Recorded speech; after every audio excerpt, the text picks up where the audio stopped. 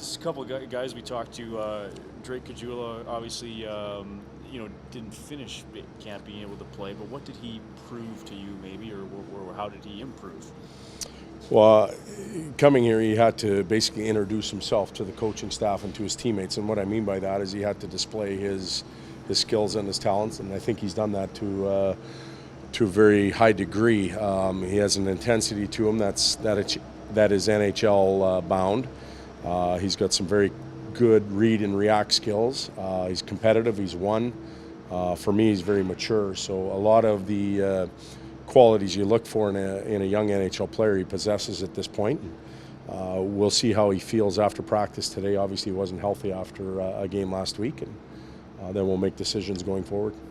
Looking at the body count, are you done it forward? Well, we've got to make a decision whether we're going to go 14-7-2 or 13-8-2, and health will play into that mix a little bit.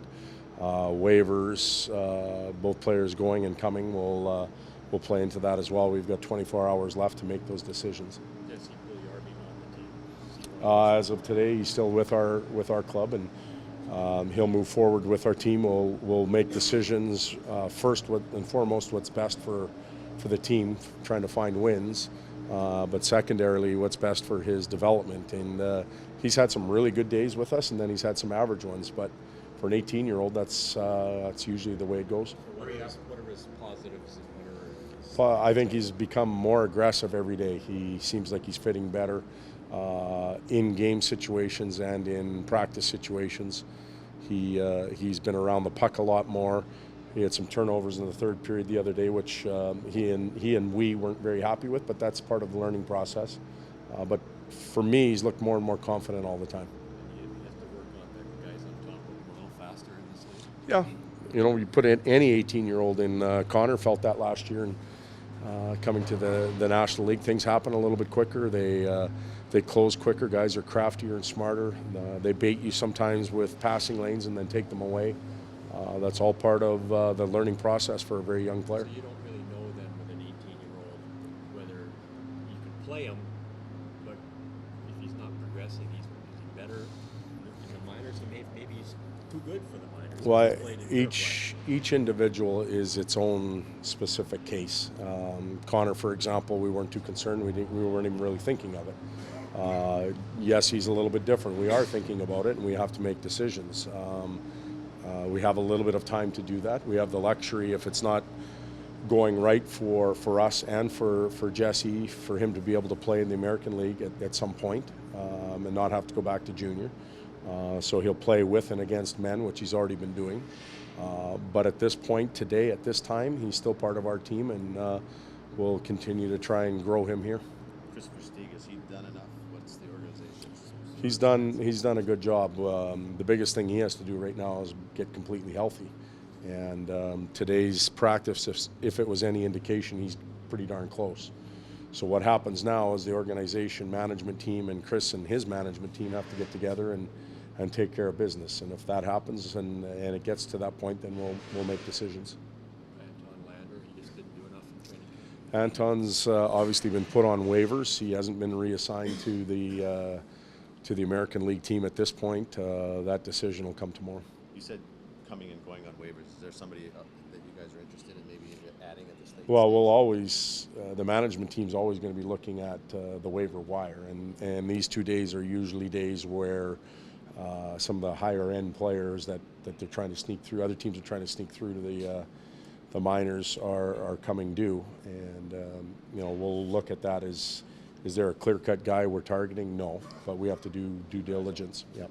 Don, can you contrast your two camps in terms of its competitiveness and what you feel you have in this camp as opposed to last year's? Because some of the players seem to think this year's much, much more competitive. That's interesting. I think last year for the coaching staff, it was a little bit more of a blur. We were trying to figure out a lot of players, what their strengths and weaknesses were. We were trying to get some structure into our game.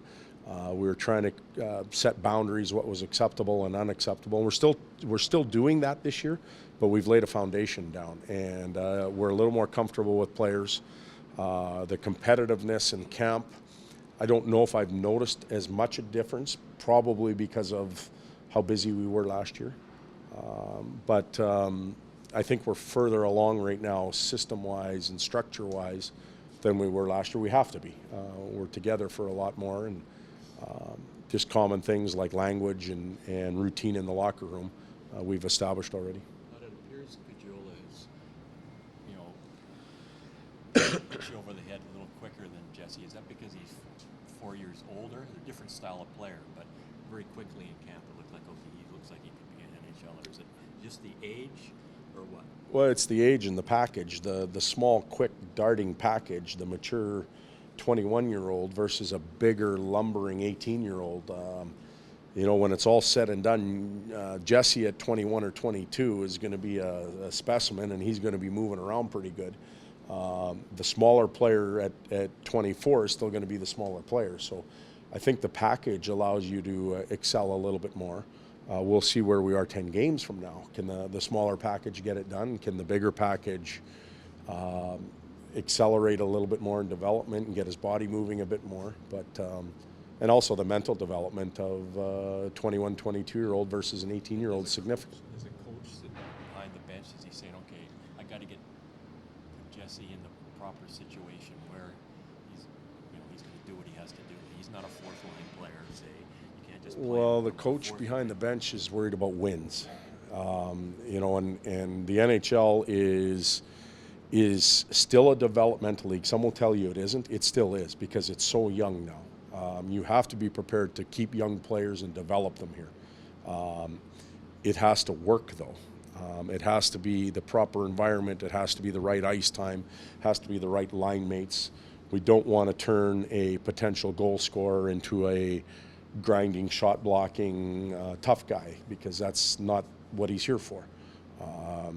So we have to look at all of that, but we have to win games while we're doing it. Would you be concerned pairing a rookie center, albeit one at 22, with a rookie right wing who's 18 years old, 18 years of age? Potentially, but there's risk in everything we do. That line could end up being, if that's what we go with, they could be a real good line because no one knows what they're getting as far as opposition goes too. So there is some risk to playing two inexperienced guys together, but we can always shuffle some lines around. We can, our fourth line when everybody's healthy is pretty experienced. We can move some guys around there as well. You need as a second line right winger, you need a ready-made NHL right winger because you got Eberle and then you've got Pugliarvi and you've got Versteeg, who's probably a third line. You need I guess. Well, it's kind of like Christmas. I need a lot of things, but you don't always get what you want. There isn't a team in the league that lives in a perfect world. You pay the piper in one area and you get exactly what you want, and you rub from Peter to pay Paul sometimes. And we had two forwards that left our team. We think our D is better, but sometimes you create a little bit of a hole, and somebody has to step up.